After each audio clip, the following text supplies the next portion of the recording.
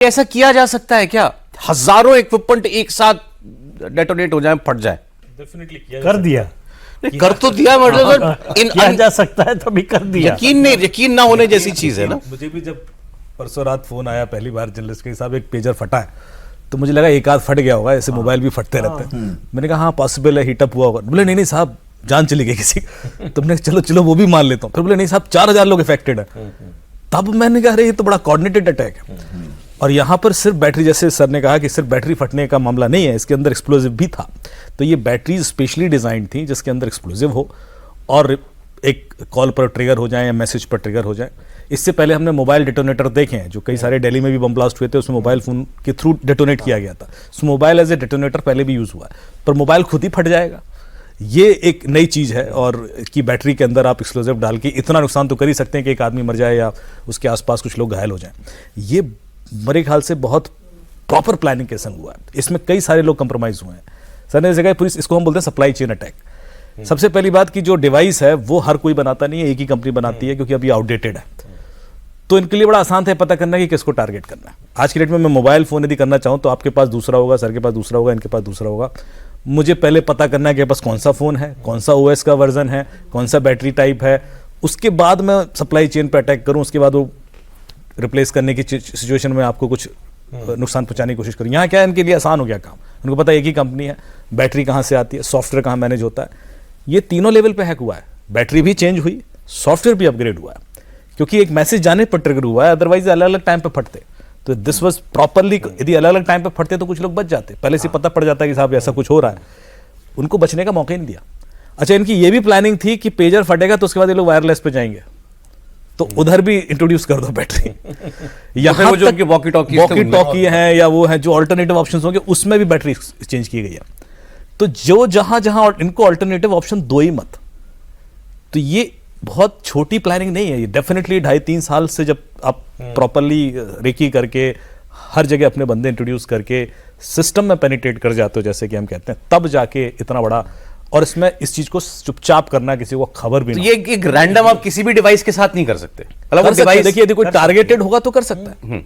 यदि मुझे आपको टारगेट करना है तो मैं ऐसी सिचुएशन, हैकिंग भी तो ऐसी होती है कि मैं ऐसी सिचुएशन क्रिएट करता हूं कि आप कोई गलती कर जाते हो, कोई चीज इग्नोर कर देते हो। वो मैं, आप होटल में जा रहे हो, मैंने आपकी फोन बदल दिया, पेगासस, तो आपके हाथ में फोन आ गया, या कुछ मैसेज दिया, आपने मोबाइल खराब कर दिया और आपने रिपेयर करने का उस दिन बैटरी बदल दी मैंने उसमें। तो ये कई सारी सिचुएशन क्रिएट की जा सकती हैं कि मैं जब टारगेटेड अटैक कर रहा हूं तो आपको मजबूर कर दूं कि आप फोन चेंज करो या रिपेयर कराने जाओ, या कोई डिवाइस, जरूरी नहीं फोन ही हो। आजकल तो हम वेरेबल वॉचेस पहन रहे हैं, आज तो हमारे ग्लासेस भी हैं, घर के अंदर 10-12 ऐसी डिवाइसेज होती हैं जो इंटरनेट से कनेक्टेड है। कोई भी आप रिप्लेस करते हो और उसके अंदर बैटरी चेंज हो जाए तो ब्लास्ट तो हो ही जाए। वो भी जो है सर, अब इतना बढ़ रहा है। नहीं, अरे फोन की तरह इस्तेमाल होने लगा, स्पेक्स में फोन आने लगा। ग्लासेस आते हैं सर, जीपीएस ग्लासेस ऐसे आते हैं जिसमें आप मोबाइल रखने की जरूरत नहीं है, इन्हीं के जरिए बात कर सकते हैं। वो जब गूगल लेंस, देखिए बात इतनी नहीं है कि उन्होंने 4000 पेजर के साथ ये किया, पुरानी टेक्नोलॉजी थी, आसान था टारगेट करना, एक सप्लायर था, ये सब किया। लेकिन उससे बड़ी बात जो मुझे नजर आती है कि उस नेटवर्क को यूज करते थे हिजबुल्लाह के जो टॉप कमांडर्स थे, बड़े लोग, बिल्कुल उस पूरे नेटवर्क को, इसका मतलब वहां वो घुस गए थे, उनको मालूम है कि कौन कौन है। तो उन्होंने पता किया पहले जो है कि कौन कौन जो है इनके नेटवर्क में है। तो उन सब लोगों का डेटा उनके पास आ गया है कि कौन कौन था, कौन कांटेक्ट में था, कौन कहाँ रहता है, क्या फ़ोन नंबर है, क्या फैमिली मेंबर है, कौन से, ये सब कुछ डेटा उनके पास है। तो एक तरह का ये साइकोलॉजिकल वॉर भी है कि हम तुम्हारे घर में घुसकर जब चाहें अपनी मर्जी से मार सकते हैं। ये मत समझना कि हम युद्ध जो है टैंक लेकर आएंगे, मिसाइल लेकर आएंगे, तब आप पर हमला करेंगे। यही तो है खौफ तो यही है ना कि आप, दूसरा आप देखिए जिस तरह जाऊं, क्या इस्तेमाल करूं, इजराइल जो है आर्टिफिशियल इंटेलिजेंस का इस्तेमाल करके हथियारों का इस्तेमाल कर रहा है। 2 घटनाएं अभी हो चुकी हैं, जो मोसाद के चीफ को मारा, और उससे कुछ महीने पहले, मोसाद तो उनका अपना ना सर, सॉरी मोसाद कह रहे हैं, वो हमास के चीफ को मारा, हानिया, हाँ। और कहां मारा? ईरान के, जहां इतनी सिक्योरिटी थी कि किसी को पेनिट्रेट करना बड़ा मुश्किल था। रॉयल गार्ड जो है उनके ईरान के, वो उसकी सुरक्षा में लगे थे, और उससे पहले उन्होंने ईरान के साइंटिस्ट को मारा, जिस तरह से मारा उन्होंने।